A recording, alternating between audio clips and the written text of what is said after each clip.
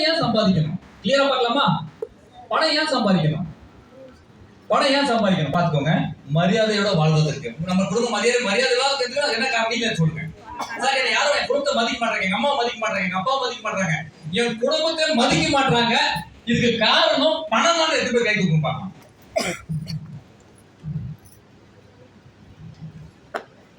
அப்ப என்ன பண்ணணும்? பாரு, அதை சம்பாதிக்காம விட கூடாது. இதுதான் மரியாதை இருக்குன்னா சம்பாதிக்கலாம் பிரச்சனை நமக்கு. சம்பாதிக்கலாம்ல? அதுதான் நெக்ஸ்ட். நம்ம குடும்பத்துக்காக துரியோதன மாதிரி தான். குடும்பத்துக்காக என்ன வேணா செய்யலாம். என்னது? குடும்பத்துக்காக என்ன வேணா செய்யலாம். எப்படி தன் துரியோதனன் தன் தம்பிகளுக்காக அவ்வளவு விஷயங்கள் போராடினானோ அதான் விஷயம் தன் குடும்பத்துக்காக. ராம எப்படி தன் குடும்பத்தை ஒன்று இணைக்கிறதுக்காக போராடினானோ அந்த குடும்பத்துக்காக. புரியுதுங்களா? தன் குடும்பம், அர்ஜுனும் தன் குடும்பத்துக்காக தான் போறான்னா, ஏதாவது துரியோதனன் தன் குடும்பத்துக்காக தான் போறான்னா, ஏன் ராவணனும் தன் தங்கச்சிக்காக தான் போறான். தங்கச்சிக்காக பழி வாங்கி போய் லாஸ்ட் காட்டில் பெரிட்டான். இவ்வளவுதான் விஷயம். இந்த உலகத்துல எல்லாமே தன் குடும்பத்துக்காக போறானவங்க, வேற ஒண்ணும் கிடையாது. நீ நிறைய படம் பார்த்திருப்பீங்க. ஹீரோட தங்கச்சி இழுத்துருவான் அப்படின்னா அங்கதான் பிரச்சனை ஸ்டார்ட் ஆகும். தன் குடும்பம் தான் இருக்கிறதுல பெரிய விஷயம். அந்த குடும்பம் நல்லா இருக்கிறதுக்காக எத்தனை பேருக்கு முன்னே உழைக்கணும்னு நினைக்கிறீங்க? இது அப்படியே ஆணி, இன்னொரு ஆணி அடிச்சிருங்க. ரெண்டாவது ஆணி நல்லா ஆழமா அடிக்கும். நெக்ஸ்ட், இதான் விஷயம். காசுக்காக எவங்கிட்டையும் கை நீட்ட கூடாது. இது என் குடும்பத்துல காசுக்காக கை நீட்ட ஒரே லாஸ்ட் உயிர் இடவா இருக்கும். என்னது? காசுக்காக என் குடும்பத்துல அடுத்தவங்க கை நீட்டு நான் போய் இந்த ஜூசர் பிளான் கொடுத்து இந்த காசு வாங்கி பணக்கார ஆகிறோம் ஒரே ஆள் நானா இருக்கணும். என் குடும்பத்துல மறுபடியும் அந்த வாய்ப்பு யாருக்கும் வரவே கூடாது. அது எல்லா பொறுப்பும் நான் எடுத்துக்கிறேன்.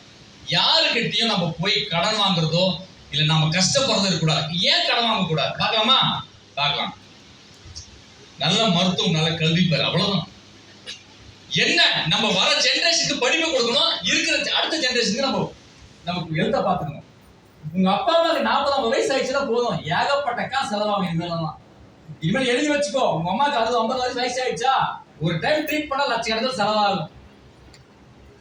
நீ என்ன காப்பீட்டு வச்சாலும் ஒண்ணும் பண்ண முடியாது. நீ என்னவோ பண்ணுங்க. என்ன நீ அம்மாவுக்கு வேகம் தடுக்க முடியுமா என்ன?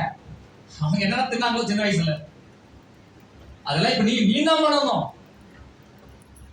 நாளைக்கு இல்லைன்னா பாரு, ஒரு பையனை பெற்று வச்சா அநியாயம் விட்டுட்டான் அப்படின்னு அப்படி யாரும் சொல்ல கூடாது. இதான் விஷயம். இது எதுவுமே உணர்றீங்க. இதை ரோட்ல போகும்போது எங்கேயாச்சும் ஒரு பொண்ணை பார்க்கும் போது இல்ல உங்களுக்கு லவ் வருது, இதை ஃபர்ஸ்ட் திங்க் பண்ணுங்க. ஃபர்ஸ்ட் இதை திங்க் பண்ணுங்க. நல்ல மருத்துவம் எங்க அம்மா கொடுக்க முடியுமா? நல்ல கல்வியை கொடுத்தது என் ஜெனரேஷன் கொடுக்க முடியுமா? இந்த ரெண்டு நீங்க ஜெயிச்சிட்டீங்கன்னா முடிஞ்சு போச்சு. இதுக்கு என் லிமிட்டே கிடையாது. இருக்கு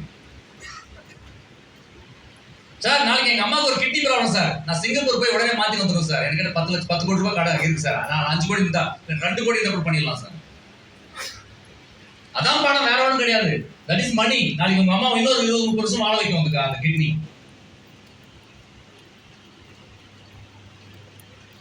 இல்லைன்னா இப்ப கேளுங்க, இல்லைன்னா ஜுடிஷியல் மாதிரி ஆளுகிட்ட கேளுங்க, எப்படி அவங்க அப்பா இறந்தாங்க அப்படி இப்ப கேளுங்க. இல்ல மேகலா மாதிரி ஆளுகிட்ட கேளுங்க, அம்மாவோட வழி என்ன, அப்பாவோட வழி என்ன, இதெல்லாம் கேட்டு தெரிஞ்சுக்கோங்க கஷ்டப்படுறவங்க கிட்ட. நான் பார்த்திருக்கேன், அவங்கள பார்த்திருக்கேன், நான் ஃபாலோ பண்ணியிருக்கேன்.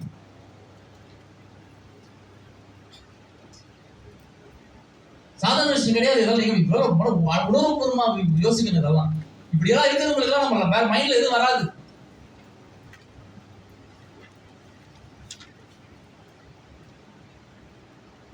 இன்னும் நிறைய இழந்திருக்காங்க. சந்திரபாபு கேளுங்க, அப்பா இழந்திருக்காரு. நீங்க நினைக்கலாம் நிறைய பேர் சந்திரபாபு எல்லாம் பார்த்தா உங்களுக்கு நிறைய பேருக்கு ஏதோ அவருக்கு அது ஜாலியா பார்க்கறது பேஸ் எல்லாம் உங்களுக்கு பார்த்தா உங்களுக்கு செம ஜாலியா இருக்குல்ல.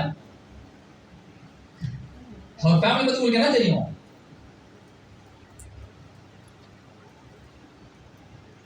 நிறைய பேர் பேசிக்கிட்டு சந்திரபாபு பேக்ரவுண்ட் நல்லா இருந்துச்சு, வளர்த்துட்டாரு, பேச்சு பேக்ரவுண்ட்.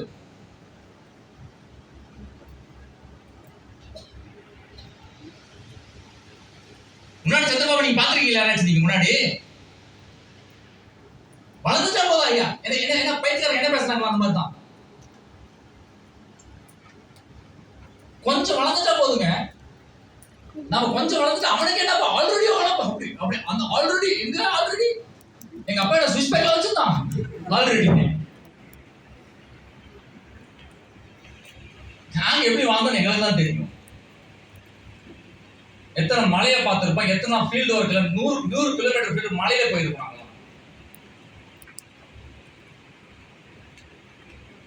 ஏன கிட்ட மாட்டி அஞ்செட்டிலாம் ஒரு காலம் அதெல்லாம் சொல்ல முடியாதுங்க. அதெல்லாம் சொல்ல டைம் வேணுமா? நீங்க நினைக்கிற மாதிரி பியூ அப்படி நீ உங்களுக்கு அப்படி தெரியலாம். என்ன ஒரு பையன் நீங்க ஃபீல்டு ஒர்க் பண்ணி ஒரு கேட்கலாம் சார், ஃபீல்டு ஒர்க் பண்ணி கேட்கலாம் ஒருத்தன்.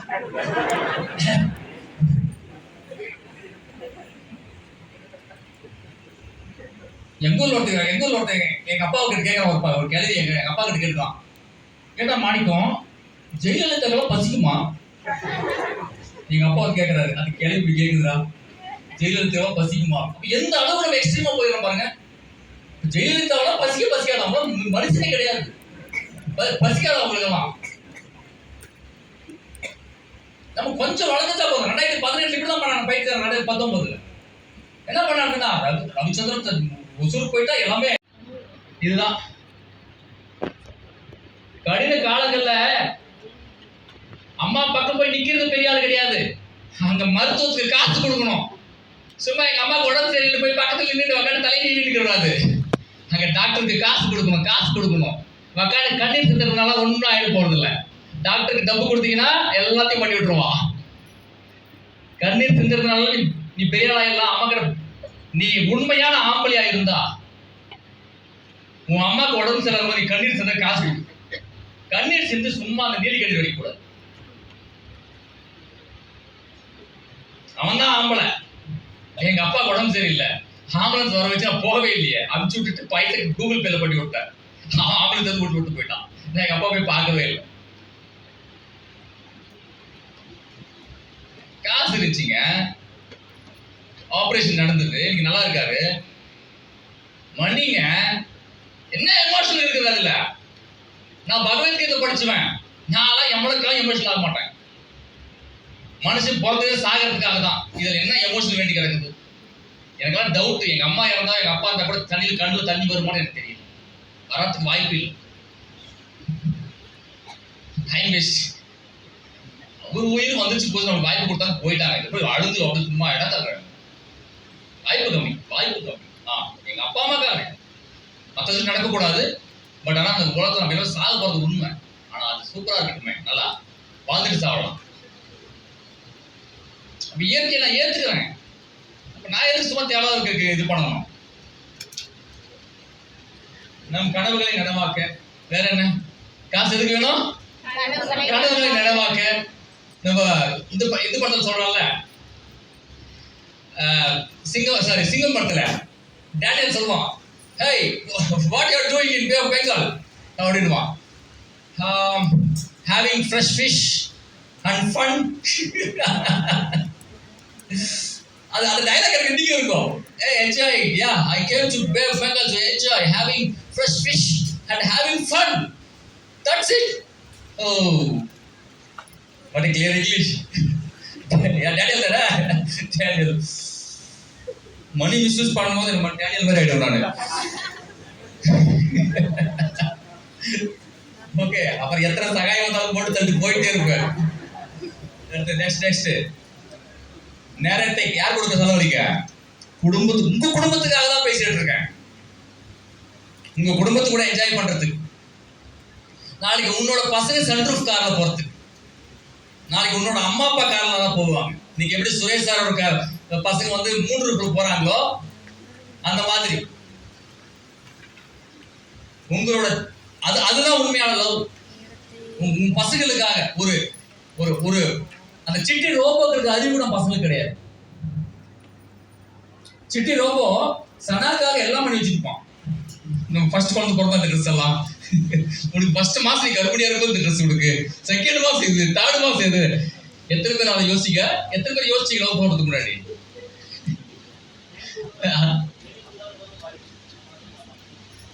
அந்த அளவுக்கு அந்த படத்துல அதெல்லாம் என்னோட அந்த டைம்ல அந்த படம் பார்க்கும்போது நானும் என் வைஃபும் ஃபர்ஸ்ட் மூவி பார்க்க போயிட்டு நாங்க என்கேஜ்மெண்ட் ஆயிடுச்சு. எங்க அக்கா கிட்ட எங்க மாமியார் அதான் எங்க அக்கா கிட்ட கெஞ்சி கூட்டு போற படத்துக்கு. அக்கா உடுக்கா ப்ளீஸ்க்கா. என் வைஃபை வந்து படத்துக்கு கூட்டு போறோம். அப்பதான் ரோபோ படம் ரிலீஸ் ஆயிடும். ரோபோக்கு நானே வைஃப் உட்காந்து கிருஷ்ணகிரி ராஜா தேட்டர்ல பாக்குறோம். ஒரே ஒரு ஃபீலிங், கை போடலாமா வேணாவோ. அதான் படம் படம் ஓடுது, நம்ம ஃபீலிங் வேற. எங்க அக்கா இதுக்குதான் நான் படம் சொல்றேன் அப்படின்னு. அந்த படம் பார்த்ததுல என் வைஃப் உட்காந்து பார்த்துட்டு இருக்கா, நான் அப்படியே பார்த்துட்டு இருக்கேன். ட்ரீம் கிரியேட் ஆகுது. மூவி கிடையாது, அந்த எமோஷன். அதெல்லாம் பணத்திற்காக அல்ல. நம் பணம் பணம் பணம்ன்றது பணத்துக்காக கிடையாது. எதுக்காக? நல்ல வாழ்க்கைக்காக. அவ்வளவுதான் விஷயம். இது புரிஞ்சுக்கணும் உண்மை. நம்ம பணம் பைத்தியம் கிடையாது, பணம் பேய் கிடையாது. இப்ப எவனா ஒருத்தன் வரான், ரவிக்கு வந்து 100 கோடி கொடுக்குறேன், தருமபுரி பஸ் ஸ்டாண்ட்ல பாமையெல்லாம் வச்சிருவேன் சார், நானு வைக்கணும்னா முடியாது. பணம் பேய் கிடையாது. நான் ஒண்ணும் இப்ப என்ன கிடையாது. ரவிச்சந்திரன் வர ஒருத்தன், சார் உங்களுக்கு 10 கோடி கொடுக்குறேன், நீங்க வந்து கஞ்சா வித்து கொடுங்க, எராயின் வித்து கொடுங்க, எனக்கு என்ன முடி பண்ணுவேனா? அந்த மாதிரி கிடையாதுங்க. பணம்ன்றது எங்களுக்கு இதுதான் தேவை, டியூஸ் அவுட் தேவை. பணத்திற்காக அல்ல. நம் நல் வாழ்க்கையை நம் கட்டுப்பாட்டில் வைத்துக் கொள்ள. அவ்வளவுதான். நம்ம குடும்பத்தை நம்மளே நம்ம கட்டுப்பாட்டில் வைக்கணும்னா என்ன பண்ணணும்? பணம் வேணும். இல்லைன்னா நம்ம குடும்பம் கட்டுப்பாட்டு விட்டு போயிடும், நம்ம குழந்தை நம்ம கட்டுப்பாட்டுக்கு போயிடுவோம். நம்மளோட அப்பா நான் எல்லாமே நம்ம கட்டுப்பாட்டு விட்டு இவங்க கூட எல்லாம் இருக்கணும்னு நினைச்சிருவாங்க எல்லாமே. நெக்ஸ்ட், வெற்றிக்கு நிறைய உழைக்க வேண்டும் இல்லையா? உழைச்சா போதும். நல்லா பாருங்க.